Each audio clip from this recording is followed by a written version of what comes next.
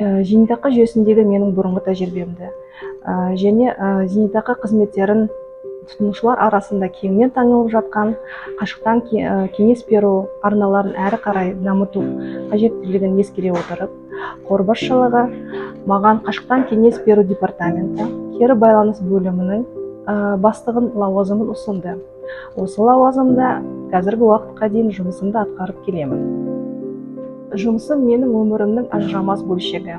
Жұмысымды жақсы көретінім сондай, әр таңда әріптестеріммен кездесу, іс-шараларды талқылау, қойылған міндеттерді іске асыру, біріме қажетті кәсіби көмек көрсету үшін қуана-қуана жұмысыма барамын. Менің есімде қалған екі үлкен кезең еді, соны атап өткім келеді. Бұл 2000 жылдың басы. Бұл кезде зиянды бәсекелестік болды және жеке жинақтаушы зейнетақы қорлары барлық ресурстарын пайдалана отырып, мыңдаған салымшыларды мемлекеттік жинақтаушы зейнетақы қорынан өздеріне аударды. Осылайша біздің салымшыларымыздың саны бірнеше есе азайды.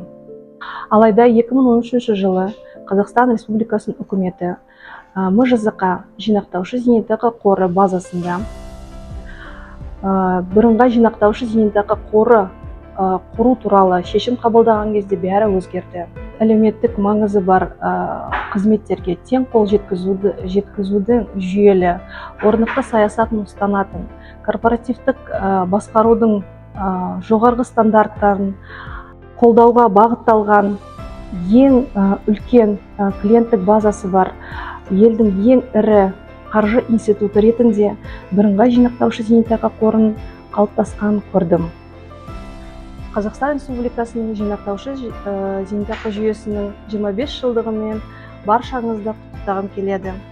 Әрбір салымшыға қолжетімді және түсінікті болуы тиіс салымшылардың, алушылардың ағымдағы және алдағы қажеттіліктеріне сәйкес келетін, көрсетілетін зейнетақы төлемдерінің сапасы арта берсін деп тілеймін.